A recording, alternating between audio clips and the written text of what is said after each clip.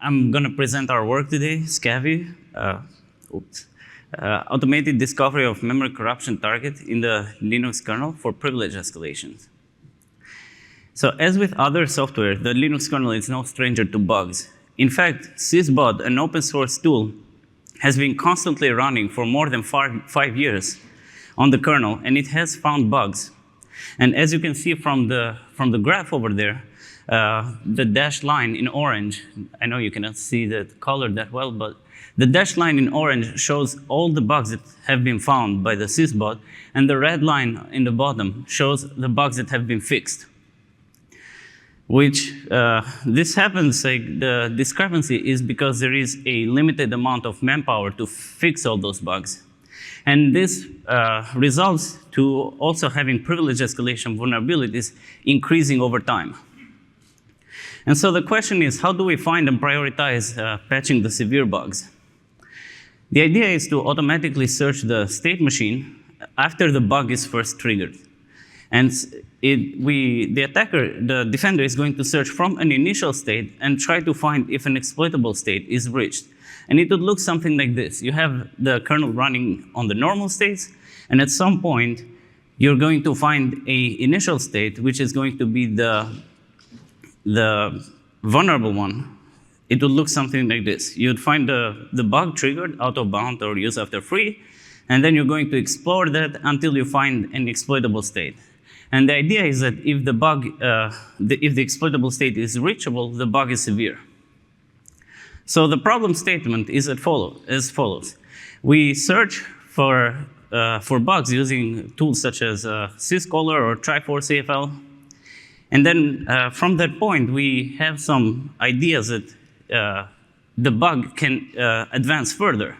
And so there are tools out there that are bug specific, such as exploring use after freeze as fuse, or out of bound bugs such as Kubi.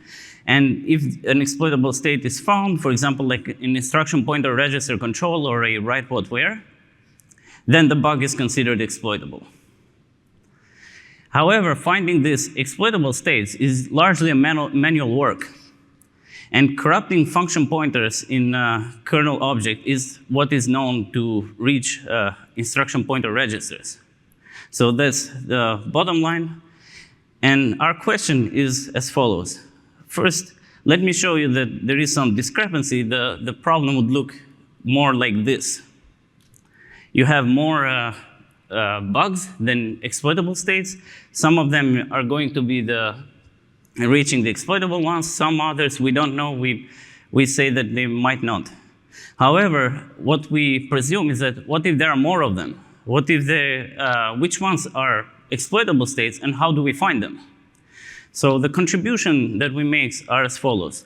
First, we propose a broader definition of exploitable states, one that can capture privilege escalation, not just instruction pointer register hijacking.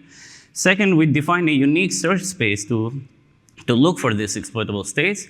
We propose and implement a novel directed fuzzing method.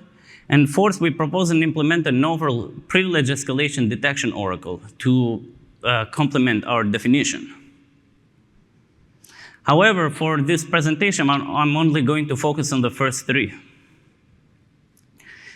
And so the question is as follows. Which states are exploitable? So from an unprivileged local attacker, the attacker is going to issue system calls and trigger the bug. And the bug is going to corrupt the sensitive kernel memory. And when it happens, then they have access to privileged resources. So it looks something like that. The challenges are, how do we define the exploitable states, and how do we search for them? And so basically the question is, which one of the targets are sensitive? So which corruption make up for sensitive ones? From prior work, we know that attackers that control the instruction pointer register or bytes of it, they can already reach the exploitable states, but those are only 11.3% of the structures. So the majority of the structures are outside of that scope. And the other one is the attacker gets a write what where primitive, but this is more specific to a bug. And so in the real world, the attacker is a local unprivileged attacker that seeks privilege escalation. So as you can see from this too, The one on the left shows the function pointers. However, as you can see on the right, the attacker can basically just flip the UID and change it to 0 and get privilege escalation. In fact, in 2020, a study from the Google Project Zero team showed that around 80% of Android exploits in the wild use a method that does not require corrupting the function pointer, but corrupting another field, such as address limit. And this was also used by the notorious NSO group. And so the first contribution is how do we define the exploitable states?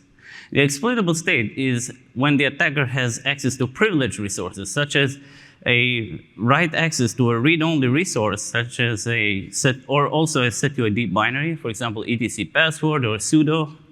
So, or also access to inaccessible resources, such as etc shadow. If they can read that, then maybe they can try to dehash the password. Or access to privileged system calls. Maybe later during the execution, the attacker can do a set UID 0 and then gain root access. Or, for example, they can read or write into kernel or other processes' memory. And our exploitable state definition also includes prerequisites. For example, the attacker might need to open a dummy resource to get it started.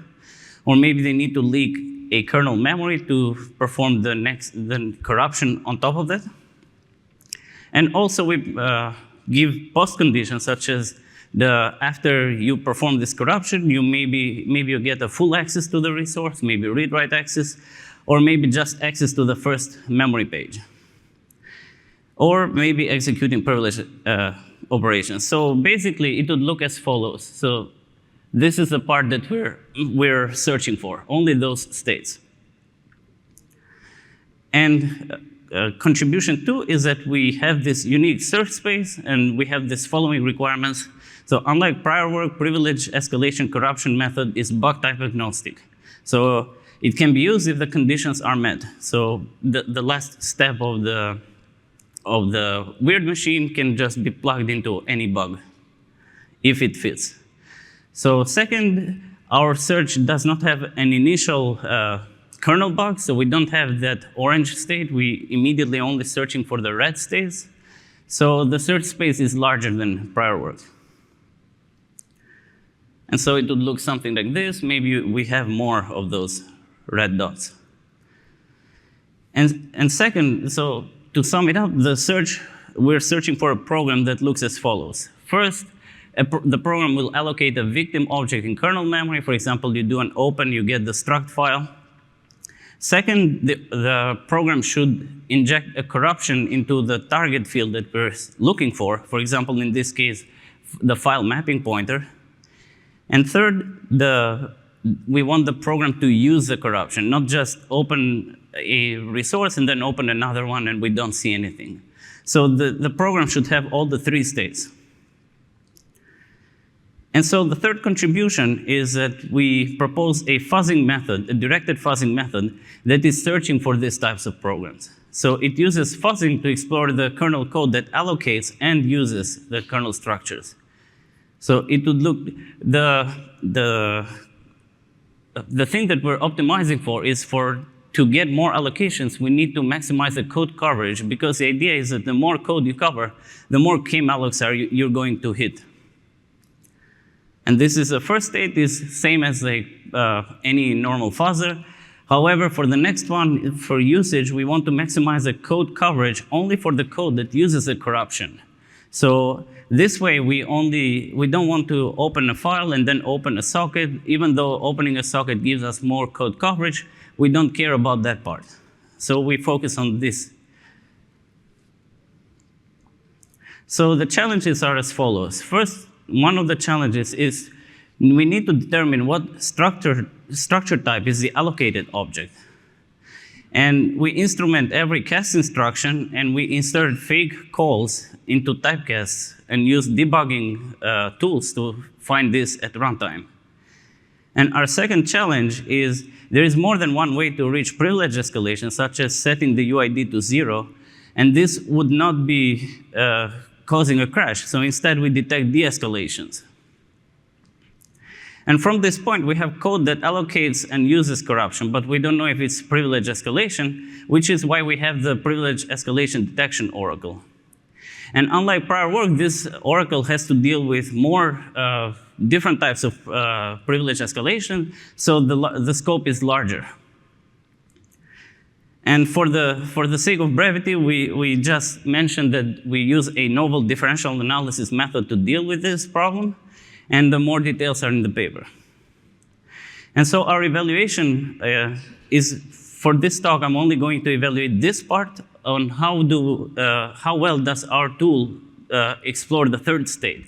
So how often can we access this state? And when we compare with a normal fuzzer, our fuzzer that is doing hit tracing is actually outperforming in the long run. And then we also